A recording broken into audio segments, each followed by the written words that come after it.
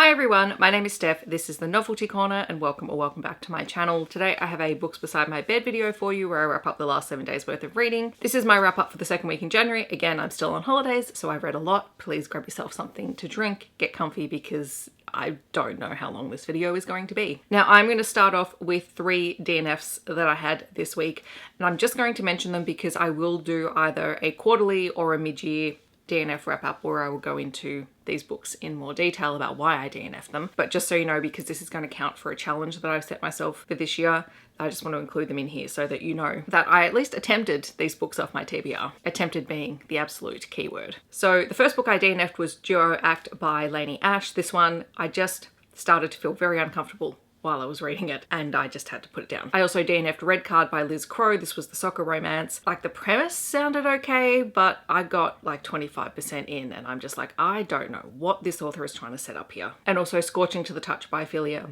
Martinez. Kudos to the author because she did put a content warning, content note at the start of the book saying that this book featured toxic characters and a toxic relationship. And yeah, it was. So yes, 3 DNFs. I also had one reread and this one has its own dedicated vlog. So I won't talk about it here, but it is Rookie Mistake by LA Witt and Anna Zabo. This one is the first book in the On the Boards series. Queer hockey romance. It was my annotation project, so it has been annotated. I don't think the video is going up this week. I think it will be next week. So I'll talk about it more then, but it is a chunky book and I really enjoyed rereading it because I remembered a lot of things that happened in it, but I also forgot a lot of things that happened in it. I also read Kiss Her Once for Me by Alison Cochrun. I was buddy reading this with Laura from Laura's Library Card and that was an utterly delightful experience. This is the story of Ellie who has this one day with this total stranger called Jack, and Ellie is demisexual and she, over the course of this one day, just falls for her. And then she doesn't see Jack again. We get hints that it didn't end well, and we don't kind of get why until later in the book. We jump forward a year, and Ellie is approached by a guy called Andrew to be his fake fiance so he can get his inheritance. And there's a financial incentive in there for Ellie who is struggling financially. The only catch is she has to go away with Andrew for his family Christmas. And when she gets there, she finds out that Andrew is the brother of Jack. As you can imagine, things get rather messy. So this book is kind of told both in the past and the present. Most of the past is told through a webcomic that Ellie is writing about her day that she spent with Jack. And the present day is spent with Andrew and his family and Jack. There are some delightful side characters in here. Like, the highlight of this book for me were Dylan and Andrew and Jack's grandmothers, who were just so delightful to read. The book itself is really well written. I really enjoyed it and I really loved the first 3/4 of the book, but I knew we were building up to something messy and I was talking to Laura about it. And I think it got to the point where it just got so messy that the ending itself was ruined for me. I think I've talked about this before. I don't like feeling stressed out in my books, and this book stressed me the hell out in the last third. And part of me knows that being a traditionally published romance, the publishers are using known tropes and known storylines that draw people in. And there are a lot of people who like this kind of thing, and that's totally fine. Not my jam. If everyone had sat down and had a conversation in this book, because Andrew's in love with Dylan, Dylan's in love with Andrew, Ellie and Jack are in love, and they're all miserable for the family trip because they're lying to one another. If Ellie and Jack had come clean and said, hey, no, we actually know each other, and if Andrew had come clean about having a fake fiance to get this inheritance, this story could have gone in a different direction and there could have been some external conflict instead of this internal conflict, which is never my favorite thing anyway. It's one of those books where I really enjoyed it, but I just kind of wish we hadn't gone the predictable route at the end of the book. And then also sort of the reconnection at the very end of the book felt a little bit rushed. But honestly, the biggest highlight was just reading this with Laura, and it was just really nice to be able to talk to someone as we were reading it because we had some very similar thoughts as we were reading, which was great. I also read Role Model by Rachel Reid. I was listening to this on audio. This is book 5 in the Game Changer series, I think. It's the second last book in the series. So this is one of my series that I need to finish in 2024. So I've only got one more book left in this series. And honestly, this was just delightful. It is an hockey romance. It is about Troy and Harris. So one is a hockey player, one is the social media manager for a team. So Troy gets traded to a new team after a teammate on his previous team, his best friend, is accused of sexual assault. And Troy basically says, no, actually, I believe what these women are saying. And that basically puts him on the out with his best friend and his team because he has sided with the women. And Troy is queer but hasn't come out to anyone on the team. But Troy gets traded and he's not in a particularly great place because he doesn't know how people are going to react to him. He's been accused of being a traitor because he has sided with people that are not his teammates. And he's rapidly learning that some of the behaviours that he has displayed previously have been toxic and he really needs to do better. And he falls for Harris, who is the social media manager for the team, who is out and proud and everyone on the team just loves him. There's also a team dog in here, utterly delightful. We love a good team dog. So it's kind of Troy's redemption story, as well as him falling for Harris and accepting who he is and becoming a better person. And like, it was just like, this one, I think, is my favorite after Heated Rivalry, because I had that feeling of someone finding their place, becoming a member of their team and really beginning to feel comfortable with who they are. The audios for these are great and I listened to that through Libby. Then I also read Salt in the Wound and Salt Kiss by Sierra Simone, which is the prequel novella in the first book in her new Lioness series, which is connected to the, why can I never remember the series title? It's American Queen, American Prince and American King. Like, it's connected to that world. And I think I said in my DNFs video that I much prefer Sierra Simone's solo work than some of the collaborations she's done. And I wanted to come back to these books because I've been putting them off for ages because I was worried that I wasn't going to like them. I was worried that some of what made her books so special to me would be gone because she's been traditionally published. And this is the issue with that I have with traditional publishing. Anyway, these are a Tristan and Isolde retelling. And so our three main characters are Tristan, Isolde and Mark. And the prequel novella follows Isolde, and this is essentially an age gap arranged marriage.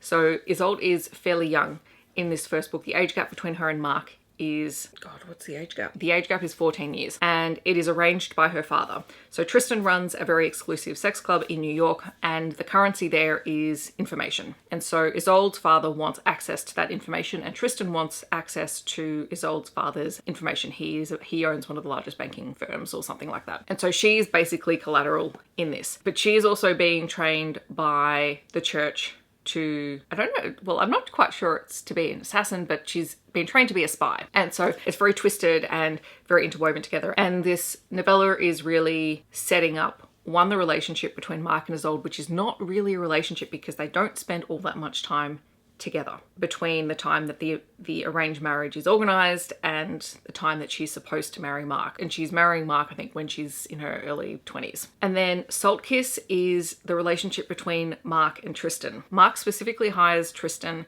to be his new bodyguard. And Tristan is just a precious, precious soul who is being dragged into all of this by Mark and eventually by Isolde, who are characters who will fight dirty. And this is the thing about this particular book and this series, and also the connection to the New Camelot series. That's what it's called. It's called the New Camelot series. Sierra Simone does a really great job of blending religion and sex and just messiness.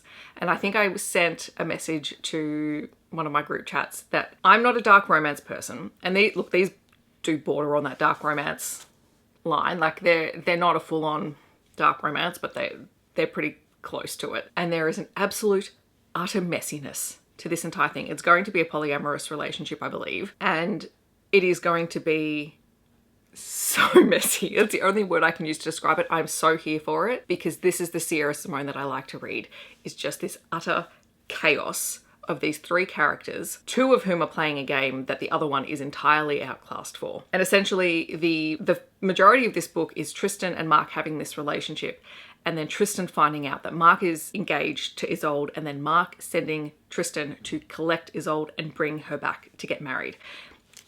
Messy, messy, messy, messy. Anyway, I'm really enjoying it. Honeycut, which is the second book, comes out mid-year. I will hands down be reading that as soon as that comes out because chaos is going to ensue, is all I can say. I also read The Kinsmen universe, which is a collection of 3 novellas that Ilona Andrews have released that are more science fiction leaning. So you have this futuristic world where humans have colonized another planet because they've probably destroyed Earth.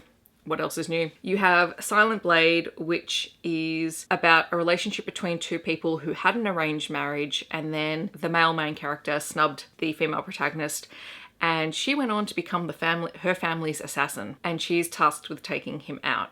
But instead she plays mind games with him. Ostensibly, would I say this is Ilona Andrews' best work? No. I still enjoyed it because they can write character and place like nobody's business. But I'm here for mind games. Silver Shark is my favorite of the novellas, and this one is about a former psychic soldier who's part of the losing side of a war. And so she pretends to be a civilian and is shipped off planet. And she ends up finding work as a refugee working for another company and hiding the fact that she is psychic. So these psychics spend a lot of time on sort of the psychic plane protecting networks and whatnot. And so she pretends that she has no idea how to do this, that she's nothing but an ordinary human, and she ends up becoming the personal assistant of one of the most powerful psychic businessmen out there. And they get along great. Like, she is very, very capable. Some of the other refugees come to her. They know who she is. They know what she's capable of, and they need her help. 2 of their family members have done something silly. They've gotten into trouble with the law, and they need her help to basically get them out of it. And so that's when when her psychic ability is pitted against her bosses. If they'd taken that concept and expanded it out into a full-length novel and had time to play with it and to try and sort of flesh it out and whatever, like, I would read the hell out of that series. And then there's A Mere Formality, which I believe, from memory, is their joke short story. Like, they wrote it as a joke, and it's kind of this political negotiation kind of story between 2 different delegations. One side that tries to play the other side and it ends up backfiring on them. And there are a lot of sex jokes in there, because that was the joke part, I believe. Anyway, by the time this video goes live, Megan, Heather, Izzy, and I will have already talked about it in a live show, which I'll leave linked on the screen. Oh boy, this is getting long. Okay, so I also read Looking by Katrina Jackson. This is an FFM polyamorous novella-ish length story. It's 200 pages, so it's kind of borderline. And it is about a married couple who are looking for a third person in their relationship. They find her, and then they have to really begin to negotiate what this looks like, because they begin seeing her individually and then together, and then having to find a balance, because it is a new situation to be in for all of them, and there are children involved. And it was honestly delightful. Katrina Jackson is just an author that I trust to do this well. Highly recommend. I also read Changing Her Rules by Deirdre-Ann Andersen.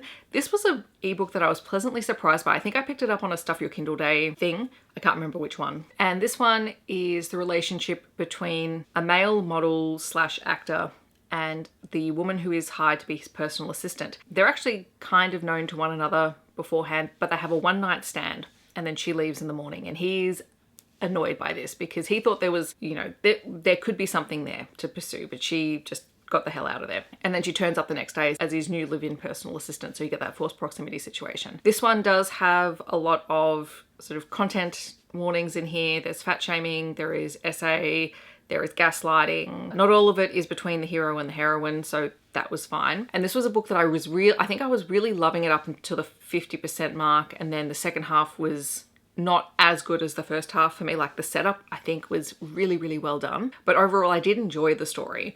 And there's a bit of a trend, I think, this week in first half of the book being excellent and the second half just not working as well for me. But I love the BIPOC characters in here. I love the plus size rep in here. And like, if you're just looking for a palate cleansing book, this is a fairly decent one. I also finally finished The Year I Met My Brain by Matilda Boseley. So this is her travel companion for adults who have just found out they have ADHD. So Matilda Boseley is a video journalist for The Guardian. She has an account on TikTok. She is absolutely delightful. I love her, and you can hear her voice in this book really well, which is amazing.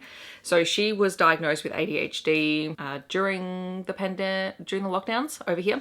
She wrote this book as her way of, navigating sort of the things that she learnt along the way of being diagnosed as an adult. Did I sit there while reading it going, ooh,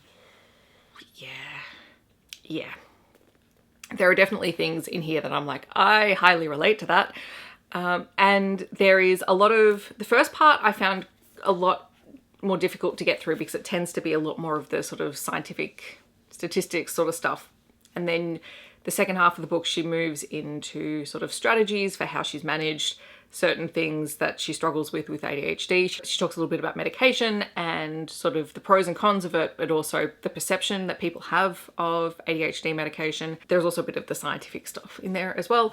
And there's also navigating relationships and things like that. So it was a very interesting read, and I think it was a good one to read from someone who has just recently been diagnosed, someone who is a woman as well, because there's a lot in here around how the data around ADHD is mostly around children. It is very much skewed in that direction, and there is not a lot known about adults being diagnosed with ADHD yet, and particularly women being diagnosed with ADHD. She does also touch on how BIPOC groups are also vastly underrepresented in the data and how that skews our entire understanding of this as something that people live with on a day-to-day basis. So really, really interesting. And I'm glad that I finally read it, or that I finally finished it. I also listened to another audiobook. This was a sci-fi mystery novella called The Mimicking of Known Successes by Mulder and Older. And this was a really cool one. I can't remember who I heard about this from and why I put it on my TBR, but I think it was an Audible original, so I didn't have to pay for it. I just had it sitting there. And it's a very, very short story. It's about 120 pages, I think, if you were to physically read it. So this is set in the future. Humans are no longer living on Earth. They're living, I want to say, somewhere near Jupiter. They've settled like maybe the moons or something like that. Mossa is an investigator, and she's investigating the disappearance of a man off one of their stations. And she ends up having to reconnect with her old college roommate and lover, Platy, who is an academic. Platy belongs to a group of academics who are studying the past Earth and trying to find ways that they can recolonize Earth and make it what it once was. So she studies the past in order to do that, but Platy needs her help in order to investigate this disappearance. And the two get drawn into a much wider conspiracy about re-terraforming the Earth. And it was delightful. There is a sequel coming out, and I'm definitely going to pick it up because I was very, very intrigued by this world. I also read Freedom is a Constant Struggle by Angela Y. Davis. This is a collection of interviews and essays and speeches that she has given, and I was reading it because Jess from Jess Owens is reading this as part of her Community Read book club. It is very heavily US centric, but there are a lot of things that you could take away, and it does talk quite a bit about the US's involvement with Israel and Palestine, and that was why I was really intrigued to pick it up. The one thing I will say is there's a lot of overlap between the interviews and the speeches and her essays in terms of a lot of similar information is shared, but there is always new information in all of them as well. So this was a really intriguing read. This one is not overly long and it is available on Kindle Unlimited. So if you're interested, I would highly recommend picking it up. It's a very easy read. All right, I also read The Refiner by Kristy Marie, which was another Kindle Unlimited book that I had out. This is the second book in the Hand of the Potters series, which I started in 2022, I'm pretty sure. So this is the story of Aster and Keegan. Aster is a doctor. Keegan is the younger sister of Aster's best friend. And what we find out at the start of the book, this is a book you will need tissues with if you decide to read it, because Keegan gets a phone call saying that her older sister is in a coma and that she needs to come to the hospital. Aster is not present at this point. He has been on a volunteer mission overseas. And so Keegan gets to the hospital and basically finds out that her sister is brain dead. She collapsed due to complications with a pregnancy that her sister didn't even know about, and that they were able to safely deliver the baby. And then Keegan finds out that Aster is the father, and she and Aster have this very antagonistic relationship at first, and they have since they've known each other. And then he returns and the two of them are just grieving Keegan's sister. And the first part, the sister is still in hospital. They have to make the decision to whether or not to pull the plug. And they're also dealing with the fact that Aster is now a father and he didn't even know that. So like I said, this book is not going to be for everyone, and you do have a baby involved, you have someone who has just become a single father without realizing it, and he's someone who doesn't know how to ask for help. He has a lot of things that he's working through, and Keegan is dealing with the grief of losing her sister, and the two end up helping each other out initially and then falling for one another. Editing stuff here. The other thing that I forgot to mention in here, and you kind of have to, I don't really want to say why this is important and how the pregnancy and everything comes about, but this book does deal heavily with male infertility, which I think is really important because we don't often get male infertility as the topic in a book, but that is quite heavily discussed in this story as well. And I can't say that I was quite expecting this book to go the way that it did, in terms of I had no idea what the book was about, and I just started reading it, and like within 2 or 3 chapters I'm just bawling my eyes out. But yeah, I enjoyed it. But if you do not like really grumpy male main characters, you're probably not going to enjoy this one, because all of the men in here have things they need to work through. But I have to say, Aster did grow on me in the end. So kudos to Kristy Marie, because that made it bearable. I also read Two for Boarding by, and I can never say this name right, Lasairiona McMcaster? I don't know. Anyway, this is the first book in the Minnesota Snow Pirates. It is a college hockey romance between Lincoln, who is one of the assistant captains on the team, I think, and Cleo, who is a plus-size college student. Now, the two of them have never really gotten along. They had a very awkward interaction in a sex toy store when they first met. So Cleo has tried to avoid Lincoln as much as possible. However, he has never quite been able to get that out of his mind. Their relationship kicks off when Lincoln unintentionally starts texting her about trying to return a bra that was left at his place after a one-night stand. And Claire lets him know that it's the wrong number, blah, blah, blah. But then she's walking home one night on campus and she feels unsafe and she doesn't really have anyone else to call. And so she starts texting him and just asks, can you just keep texting me while I walk home? Just so if anyone's watching, they know that I'm talking to someone. And so he does. And then they start up this texting relationship. It reminded me a little bit of the texting series by Tegan Hunter in that way, because the majority of their relationship starts off through these text messages. And then obviously they figure out who the other person is. They start pursuing a relationship. Now this relationship, like they actually figured that out by 50% of the book. There was another 50% of the story. And as I said earlier, I really, really enjoyed the first half of the book. The second half of the book probably could have been halved and this book would have been perfectly fine. This one just felt like it dragged out a little bit. Content warnings for fat phobia and bullying. And this is dealt with in the book. And Lincoln has to do a little bit of learning about how to stand up for other people, because the bullying is coming from one of his teammates towards Claire and he has to, you know, decide which side of the line he's on. I would have been happy if the book wrapped up at the 50% mark. And I would have thought it would have been great. So this went from probably being a 3.5-ish to 4-star book to being probably 2.5 stars. Look at me telling you star ratings. I never do that. And then the last book that I read was Did I Ever Tell You This by Sam Neill. This is well, it says a memoir, but it's more a collection of just stories of his life. I listened to the audiobook because he reads it and it was great. So Sam Neill is an actor that I quite like. I haven't seen all of his films, but the ones that I have seen I've really enjoyed. And he comes across as a fairly decent guy from interviews and things that I've seen. And it was just really interesting listening to his memoir. Now, I don't think that this is going to be for everyone.